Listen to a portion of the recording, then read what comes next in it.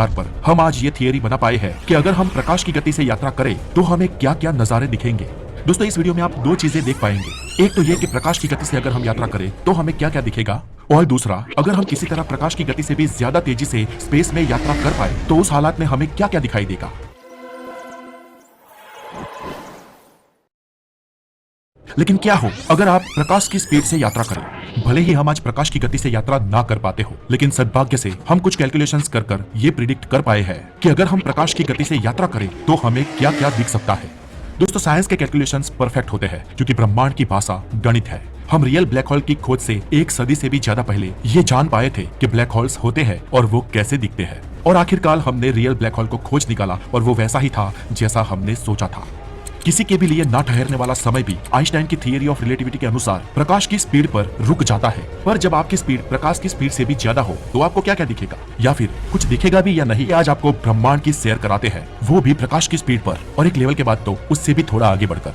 ये पूरी video hypothetical होने वाली है, लेकिन थियरीज और साइंस के लॉ पर आधारित होने वाली है। इसलिए ये होने की सबसे ज्यादा संभावना है कि हम जो इस वीडियो में आज आपको दिखाने वाले हैं वही आपको प्रकाश की स्पीड पर चलने पर देखने को मिल सकता है। तो चलिए, अभी आप पृथ्वी से प्रकाश की स्पीड से गति करने वाले एक स्पेसक्राफ्ट में बैठकर निकल चुके हैं, जिसकी स्पीड है 2,99,792 किलोमीटर पर सेकंड। और जब आप इतनी स्पीड से स्पेस में चलने की शुरुआत करेंगे तो सबसे पहले तो आपके देखने की क्षमता बढ़ जाएगी। हमारे विजन का व्यू थोड़ा सा चौड़ा हो जाएगा, यानी कि जितना हम अभी देख सकते हैं उससे थोड़ा ज्यादा बड़ा दृश्य दिखेगा। उसके बाद हमें यह एक्सपीरियंस होगा कि ब्रह्मांड हमसे थोड़ा सा दूर जा रहा है और हमें ब्रह्मांड का कलर ब्लूइश दिखेगा। और फिर अचानक एक सफेद प्रकाश और सब कुछ गायब हो जाएगा, कुछ भी ऑब्जर्व करने के लिए नहीं बचेगा। और इस स्थिति में इवन टाइम भी एग्जिस्ट नहीं करेगा। इस स्थिति पर समय भी स्थगित हो जाएगा। तो चलिए अब आपको हम ये सब लाइव आपके सामने रूबरू करवा कर दिखाते हैं। हम पृथ्वी से शुरुआत करेंगे और आपको कुछ अवकाशी पिंडों तक टाइम लैप्स स्पीड से ले जाएंगे, लेकिन यहाँ पर आपको जो व्यू दिखेगा वो eight the speed of light का दिखेगा। तो ये है हमारा चांद और हम जा रहे हैं चांद की ओर at the speed of light, और तुरंत आपको ये दिखेगा और ये नजारा 1 सेकंड में खत्म हो जाएगा और सीधा 1.2 सेकंड के बाद आप चांद पर होगे। चलिए चांद के बाद अब चलते हैं सूर्य की ओर at the speed of light. दोस्तों हमने आपको ये थोड़ा जल्दी जल्दी दिखाया है, लेकिन करीब 8 मिनट और 16 सेकंड बाद ये व्हाइट स्पॉट आपकी आंखों के सामने से हट जाएगा और आप सीधे सूर्य पर होगे। चलिए अब चलते हैं अल्फा सेंटोरी स्टार सिस्टम पर। पृथ्वी से निकलने पर आपको एज यूजुअल वही नजारा दिखेगा। द स्पीड ऑफ लाइट पाते ही आपकी आंखों की दृष्टि थोड़ी चौड़ी हो जाएगी, आपको ब्लूई स्पेस थोड़ा दूर जाता हुआ नजर आएगा और अचानक सब एक व्हाइट दृश्य में बदल जाएगा। और यह सफेद दृश्य करीब 4.5 साल बाद हट जाएगा और आप पहुंच जाओगे सीधा अल्फा सेंटोरी पर। दोस्तों आपने इन सभी तस्वीरों में एक चीज मार्क की होगी कि हम जब पृथ्वी से निकलते हैं तब हमें एक स्टार्टिंग पॉइंट दिखता है, और जब हम हमारी मंजिल तक पहुंच जाते हैं तो हमें वहां का एंडिंग पॉइंट यानी कि वहां का व्यू दिखता है। लेकिन बीच में जब हम लाइट की स्पीड से यात्रा कर रहे होते हैं उस वक्त हमें बस एक सफेद प्रकाश दिखता है या बस एक सफेद ब्लाइंड स्पॉट दिखता है और कुछ भी नहीं दिखता है। तो फिर आखिर ऐसा क्यों? तो दोस्तों ऐसा इसलिए क्योंकि प्रकाश की स्पीड इतनी तेज होती है कि सारे रिफ्लेक्शंस खत्म हो जाते हैं और हमें कुछ भी दिखाई नहीं देता है। मान लो कि इस स्पीड पर प्रकाश का वाहक यानी कि प्रकाश का फोटोन कण भी अगर देख पाता तो वो जहां से पैदा हुआ है वो चीज और जहां पर वो जाकर टकराएगा या खत्म होगा वो चीज, बस ये दोनों पॉइंट ही वो देख पाता। वो भी बीच में कुछ भी नहीं देख सकता था। मतलब कि अगर प्रकाश का फोटोन कण जो देख सकता हो वो जब सूरज पे पैदा हुआ है तो वो सूरज को देख पाता, और जब पृथ्वी से टकरा के नष्ट हो जाता तब वो पृथ्वी को देख पाता। लेकिन एक्सेलरेटर बढ़ा के प्रकाश की गति पा लेने के बाद वो सूरज और पृथ्वी के बीच के कोई भी नजारे नहीं देख पाता, क्योंकि 2,99,792 किलोमीटर पर सेकंड की रफ्तार से सब कुछ ब्लाइंड हो जाता है। चाहे फोटोन का कण करोड़ों साल पुराना क्यों ना हो, चाहे उसकी उत्पत्ति दूर दराज की किसी गैलेक्सी में ही क्यों ना हुई हो, फिर भी सिर्फ वो अपनी शुरुआत और अंत को ही देख पाता। बीच में करोड़ों सालों में क्या आया और क्या गया वो कुछ भी नहीं देख सकता है। पर दोस्तों हमें तो देखना है कि प्रकाश की गति पर चलने पर वो एक्सेलरेशन पा लेने के बाद उस स्थिति में क्या होता है, क्या दिखता है, कौन से नजारे हमारे सामने आते हैं।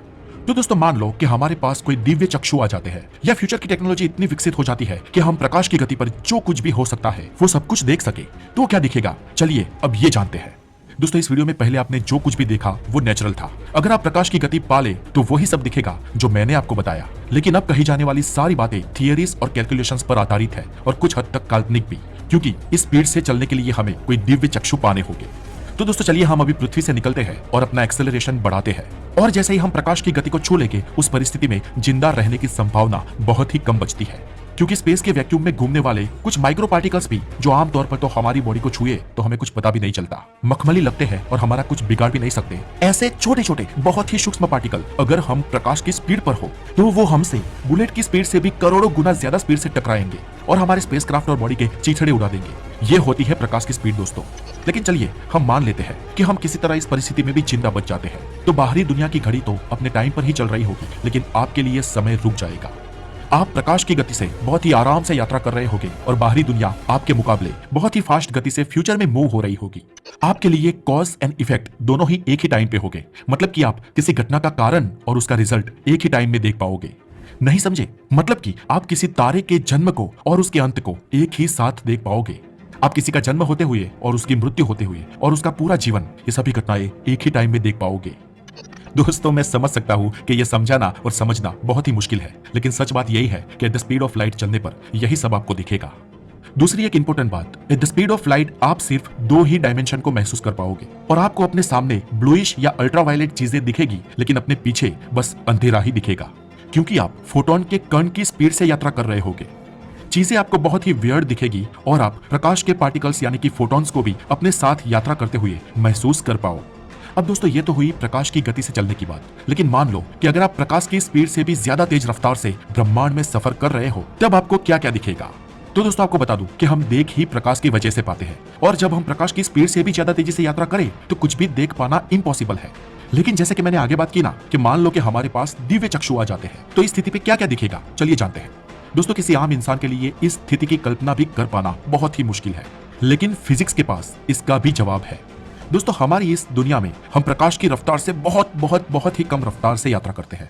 द स्पीड ऑफ लाइट के मुकाबले हमारा जीवन और उसकी रफ्तार बहुत ही धीमी है, इसलिए हम कॉज के बाद इफेक्ट को देखते हैं, यानी कि हम बाप को पहले देखते हैं और उसके बेटे को उसके बाद जन्म लेते हुए देखते हैं। स्विच पहले ऑन करते हैं और टीवी बाद में चालू होता है। लेकिन जैसे मैंने आपको पहले ही बताया कि जब आप प्रकाश की रफ्तार से यात्रा कर रहे हो तो आपको ये सारे कॉजेस एंड उसका इफेक्ट एक ही समय पर दिखेगा। पर प्रकाश की रफ्तार से भी ज्यादा तेजी से यात्रा करने पर आपको इफेक्ट्स पहले दिखेंगे और कॉजेस उसके बाद दिखेंगे। दोस्तों है ना कमाल की बात। लेकिन जी हाँ, रिलेटिविटी के सिद्धांत के अनुसार आपको प्रकाश की रफ्तार से ज्यादा तेजी से चलने पर फल पहले दिखेगा और कारण उसके बाद दिखेगा। मतलब आप बाप के जन्म से पहले बेटे के जन्म को देख पाओगे, टीवी पहले चालू होगा और स्विच बाद में दबेगी, सुपरनोवा पहले होगा और उस सुपरनोवा वाले तारे का जन्म उसके बाद, किसी की डेथ पहले होगी और उसका बर्थ उसके बाद में दिखेगा। दोस्तों इस रफ्तार से तो समय पूरा रिवर्स गियर में चला जाएगा और निश्चित तौर पर ये बातें कॉमन सेंस के पल्ले नहीं पड़ने वाली, इसलिए हमारी इस आम दुनिया में इन बातों का कोई भी मतलब नहीं होता है। और इसी कारण कुदरत ने ये बैरियर बना दिया है कि हम प्रकाश की रफ्तार से भी यात्रा नहीं कर सकते। तो प्रकाश की स्पीड से ज्यादा तेज चलने की तो बात ही छोड़ दो, क्योंकि प्रकाश की रफ्तार पर खुद समय स्लो हो जाता है, लेकिन प्रकाश का बैरियर नहीं टूटता है और यही भौतिकी का नियम है। पर दोस्तों भौतिकी के नियमों को चैलेंज करने की और उनके जवाबों को खोजने की